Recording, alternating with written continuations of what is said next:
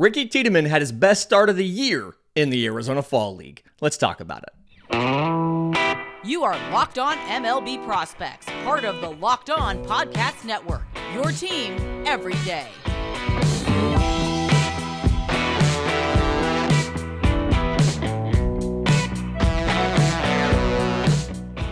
Yes, welcome on in to Locked On MLB Prospects, your home for all things minor league baseball. I'm your host, Lindsay Crosby, award-winning baseball writer and podcaster. Thank you for making this your first listen every single day. We're probably part of the Locked On Podcast Network, where it's your team every day. And today's episode is made possible by our friends at Sleeper. Swing for the fences on Sleeper picks, and you can win up to 100 times your money. Download the Sleeper app, use promo code LOCKEDON, you'll get up to a $100 match on your first deposit. Check out Sleeper today. So, Toronto Blue Jays left-hand pitcher Ricky Tiedemann had the best start of his season in the Arizona Fall League earlier this week. And we're going to do recap shows weekly for the Arizona Fall League, but I wanted to get to this early because it was a big deal. So, 5 innings pitched, 3 hits, 1 run, 3 walks, 7 strikeouts through 77 pitches. This is important for a couple different reasons. So, backing up a little bit on Ricky Tiedemann, 2021 third rounder, and a guy that has not really been healthy a lot in his career. So, looking at this season, what he did, he got a grand total of 44 innings in. He pitched at virtually every single level of the minors, but high A. Started off in double A with the New Hampshire Fisher Cats, got 4 starts in. Injury. Was dealing with shoulder issues, bicep issues.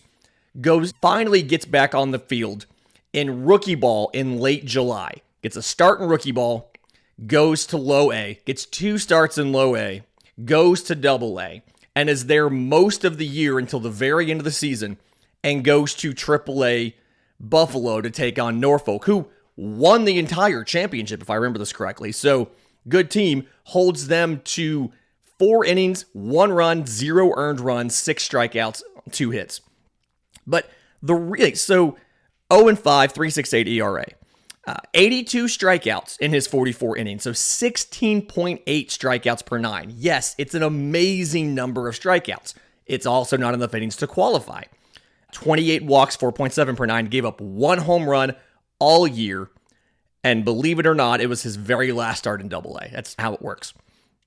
The reason why this Arizona Fall League start is so significant, it wasn't a shutout and all of that, but there's a couple reasons why this was a big deal for Ricky Tiedemann, right? The first one is he pitched 5 innings. That sounds okay, that's the expectation, but Ricky Tiedemann did not get through the 5th inning in any of his starts this year. The closest he came, his next to last start in Double A against Bowie, he went 4 2/3 innings. He just could not get over that hump and get through 5 innings. So one, the fact that he did that, big deal, right? The next thing is he threw 77 pitches. And in case you can't tell, the Blue Jays were very careful with Ricky Tiedemann and how they treated him this year. He only 3 times broke 60 pitches on the season. He threw 64 pitches, middle of his time in Double A. He threw 72 in that Bowie game, trying to make it through the 5th. And then his final start of the year for Triple A Buffalo against Norfolk, he threw 75. So he threw more pitches than he had in any outing this year.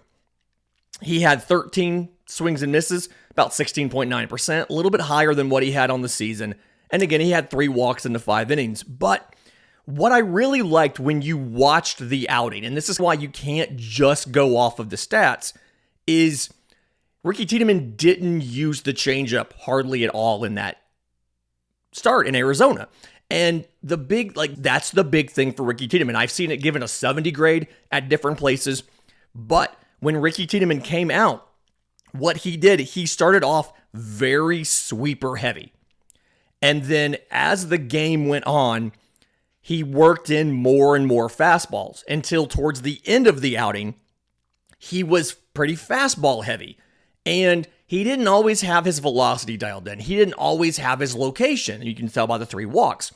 But it's a significant step for a pitcher that has had a lot of injury concerns and a pitcher that needed to show, 1, that he could be healthy, 2, that he could dominate over a longer stretch as far as in a game, and then 3, needs to show that he can do it in back-to-back outings and string together a number of, not quality starts, this wasn't a quality start, but good starts. Ricky Tiedemann needs to show that he can string together multiple good starts in a row. And so, big start for Ricky Tiedemann for a couple different reasons. And I really think that if he stays healthy through the fall and he stays healthy in the spring, it looks like you may be at the point where they are finally saying, okay, he's going to be healthy enough to be in the rotation. And he'll probably get an invite to spring training with a chance of breaking spring training with the big league club, assuming he does well. Now, the expectation that I'm sure everybody has, not just me, is that he's not going to, in essence, skip AAA completely. He's going to have to go to AAA, and you may see him sometime in 2024. I've seen people speculate first half. I've seen people speculate second half. Depends on competitiveness. But either way, it does feel like Ricky Tiedemann is now, rather than saying maybe we'll just keep him in a relief role or something, or move him to a relief role, no, we're going to actually try to see if we can make this work as a starter. In just a minute, as I get ready to watch the second game of the National League wildcard between Philadelphia and Miami, I want to talk about Miami's pitchers because they've done some things with these guys that I'm really impressed with. We'll get to that next right here on Locked On MLB Prospects. But first, today's episode is brought to you by our friends at Sleeper. The MLB playoffs are here, which means the clock is ticking on your chance to win 100 times your cash on daily fantasy baseball. Baseball's never been more exciting than it is right now. You've got studs in the postseason like Ronald Acuna Jr., Mookie Betts, Gunnar Henderson. We're going to see those guys this weekend. We saw Corbin Carroll, and I tried to tell you guys about Evan Carter. We saw them so far in these 2 games of the series. Pick more or less on stats for these guys. Home runs, hits, strikeouts, things like that, for a chance to win up to 100 times your payout on Sleeper. You get your picks right, and you could win big because they have dynamic payouts. Each player has their own individual multiplier for the stat based on the likelihood that they're going to get it. So, use promo code LOCKEDON. You'll get up to a $100 match on your first deposit. Now, terms and conditions apply. See Sleeper's terms of use for details, but Sleeper's operational in over 30 states, so check out Sleeper today. Okay, I'm getting ready. As I record, I'm getting ready to watch Game 2 between Miami and Philadelphia. You will have already seen this game, so you know what has happened, and I have not. It's like time travel. But the reason I want to talk about this is because what kind of job Miami has done at building quality rotation depth. We saw Jesus Luzardo pitch last night, 4 innings, 8 hits, 3 runs, 5 strikeouts, no walks. And in just a few minutes, Braxton Garrett's going to be taking the mound. And when you think about what this Miami team has lost from a pitching standpoint, not going back to the end of last year, right? So you lose Max Meyer in August to Tommy John. You lose Trevor Rogers this April to injury. Late in the season, you lose Sandy Alcantara. You lose Yuri Perez. And yet, they're still here. They're still in the postseason. They had an ERA in the month of September for their starters under, I think, 3 and change, despite the fact that they're missing all of these studs out of their rotation. And to me, it shows how good of a job that Miami has done at identifying and acquiring pitchers and then developing them individually. They're not doing like the Yankees do, where everybody gets that big sweeper. Like, it's not a cookie cutter approach. They very much are individually developing guys the way that they need to be developed for them to be successful. So Braxton Garrett, who's going to start tonight, and I have no idea how he did. So either he did great or he got crushed. I don't know. But when they got him, when they drafted him out of high school in 2016, he was a curveball dominant guy. Threw a 4-seamer, threw a curveball, threw a changeup. and dealt with some adversity. Trying to remember the exact timing, but he had Tommy John, and then after Tommy John, right as he was getting ready to come back, I believe, is when he lost the 2020 season, right? And so he lost a lot of time, but the pitching coordinators, the pitching development staff with Miami was able to work with him outside of the competitive environment to try to make him into a better pitcher. And so when you watch who he was at a high school and then who he is now, the slot has lowered, not a ton, but significantly, not drastically, but significantly. He was a little bit of a higher slot, and he's dropped it down a little bit. And then the pitch mix is the big thing. Again, four-seamer, curveball, change was what he did. And right now, especially I think the second half of this year, he's been really slider heavy. So he swapped that curveball for a slider. He swapped the four-seamer for a sinker. And then in the season this year, he's developed and added a cutter. He threw it a little bit last year. Literally less than 0.5% of the time he threw the cutter. But now it's his third most used pitch, almost 17% of the time. And he still has the curveball he can whip out. He still has the four-seamer. He still throws the changeup about 8% of the time. But he's sinker slider, and he's getting fantastic results. What he's been doing is the sinker. He's very fastball heavy with the sinker. He sets guys up with that. He's not throwing it incredibly hard. He's throwing it 91 miles an hour, but he sets them up with that, and then he drops in a slider at 83 with completely different movement from the sinker and 40% whiff percentage on that pitch this year. And so what Braxton Garrett's been able to do, when you look at his stats on the year, 30 starts this year, 9-7 with a 3.66 ERA and 159 and 2/3 innings, 156 strikeouts, so 8.8 per nine, just close to one per inning, to 29 walks, 1.6 per nine. They've been able to build Braxton Garrett. In essence, they built him into a whole new pitcher. They used the rehab from Tommy John plus the lost season of 2020 to go and completely revamp what he does. His least thrown pitch this year was the four-seam fastball. When they got him, that was number one. As recently as 2020, that little bit of time he got in 2020, he was throwing it half of the time. And now he throws it 7% of the time.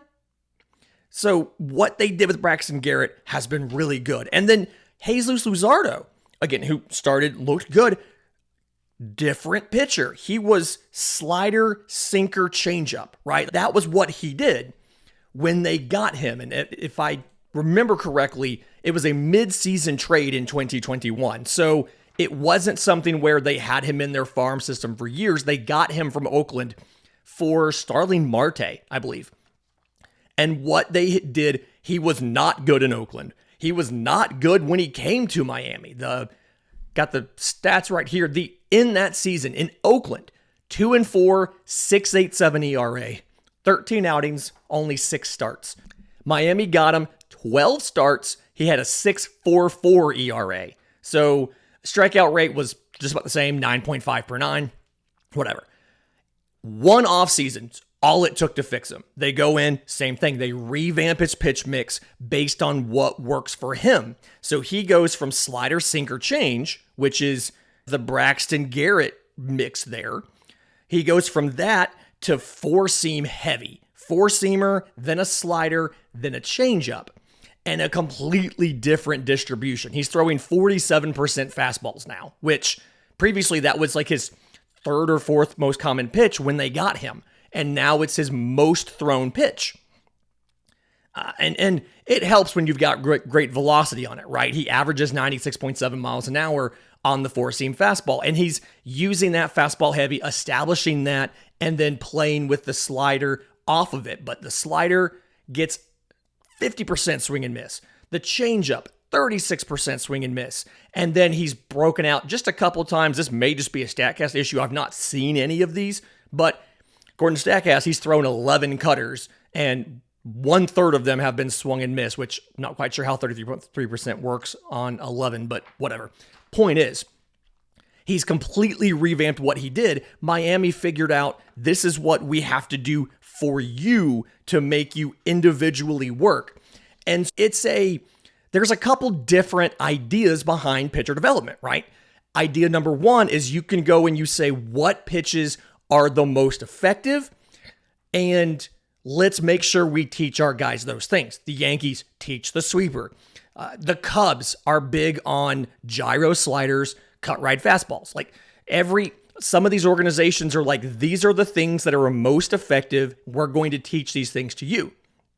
Some other teams, and Miami is in that other group, obviously, is more of individually what would work best with you and the way that you throw the ball biomechanically, what works the best with you. Braxton Garrett had dropped his arm slot a little bit on the recovery from Tommy John. And so because of that, the slider became a better weapon than the curveball did. And so they adjusted. I don't necessarily know if they adjusted the slot to throw the slider or if he was naturally lowering the slot during the rehab and they said, let's give you a slider. But either way, they're doing the individual coaching. Now, is that going to be harder? I think it is. It's going to be harder to do the individual coaching for each individual player, right? Does that give you, like, it takes more resources, it takes more time, but does it potentially give you a higher ceiling on any individual given pitcher than just, we're going to teach everybody the most effective pitches? I think it does. And so Miami's going the hard way around, but you get better results out of it. And I can't think of many teams that could lose two pitchers as good as Sandy Alcantara and Yuri Perez and still make the postseason with a dominant pitching staff in the month of September like Miami did. There's not a ton of teams that could have weathered that kind of loss and still made the postseason. It's at the point where a couple takeaways here. One, I think it's time for us to officially put Miami into that top tier of pitching development organizations, right? When you think about organizations that do a really good job developing pitching, you think about the Dodgers, you think about the Braves, you think about the Guardians. A lot of people think about the Rays. Some folks hold the injuries against them. Some folks are going to hear this and hold those awful 2 losses against Texas against them. Some people are beginning to put the Mariners in that same category because of all of the young arms that they pulled out this year. I think it's time to put Miami in that tier 1 of teams that can develop really good starting pitching. And then takeaway 2 from this is Miami's pitching prospects, like maybe a Noble Meyer. It's fair to think that in a dynasty baseball format, in fantasy, that they probably should be valued as assets a little bit higher than they might possibly be because the organization has shown that they can develop them and make them. Now, caveat on that is if you fall in love with Noble Meyer because he's got a really good fastball and a really good sweeper, know that they may not stick around. He may end up having to change those because that's what Miami would do. Miami would change it to whatever it needed to be based on what worked out best for him biomechanically. But either way, it feels like we need to put more respect on the Miami Marlins name when it comes to pitching development, and we need to maybe value their pitching prospects a little bit higher than we used to. In just a minute, I want to talk about David Stearns going from the Brewers to the Mets and what it might mean for their prospects. We'll do that next right here on Locked On MLB Prospects.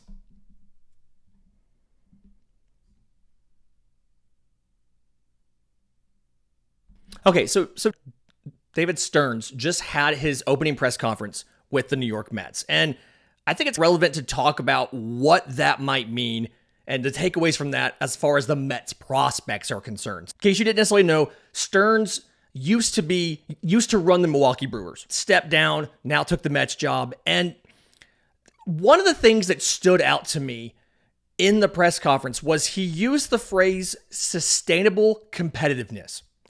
And we just heard the conversation with Jerry DiPoto in Seattle where he talked about the goal is to win 54% of the time. He's talking about sustainability. He's talking about being able to be a contender every single year. And the obvious implication here is the flip side of being a sustainable contender every single year is having a surge where you are really good and then having to tear it down and rebuild. And like the Houston Astros are an example of a team that had to tear it down and then rebuilt. Atlanta didn't tank as bad, but Atlanta had 4 consecutive losing seasons in the last 10 years, right? And so it's a very small list of teams that never truly tear it down and are competitive almost every year. The gold standard on this is the Dodgers, right? The Andrew Friedman, they don't really have losing seasons. They may have some seasons where they're not as good as in other years, but they're always good, right? And the Mets are in a position where if they make the right decisions and Steve Cohen continues to spend the money that he's been spending, they can be the East Coast equivalent of the Dodgers, because the Dodgers combine not only top of the scale money, but they have also some of the best scouting and player development in all of baseball, right? There's a couple different ways to build these teams, okay? There are the teams like the Rays who don't spend a ton of money. They spend pennies where everybody else spends dollars, but they draft really well, they develop really well, and they're not afraid to move on from a player before they get too expensive. And the fact that they signed Wander Franco to a long extension and then that blew up in their face means they may never sign a player long-term ever again. There's teams, let's go back to Atlanta. There's teams like Atlanta that develop from within, trade for the guys that they don't necessarily have, and they're comfortable extending their own guys, but they don't want to pay top free agent dollars to bring a guy in or to keep a pending free agent. They saw Freddie Freeman leave. They saw Dansby Swanson leave. They're going to see Max Fried leave after 2024, but they've signed all these guys long-term because they got them during their arbitration years, or they brought them up through the organization and signed them early. A Spencer Strider, a Michael Harris, a Matt Olson, a Ronald Acuna, an Austin Riley.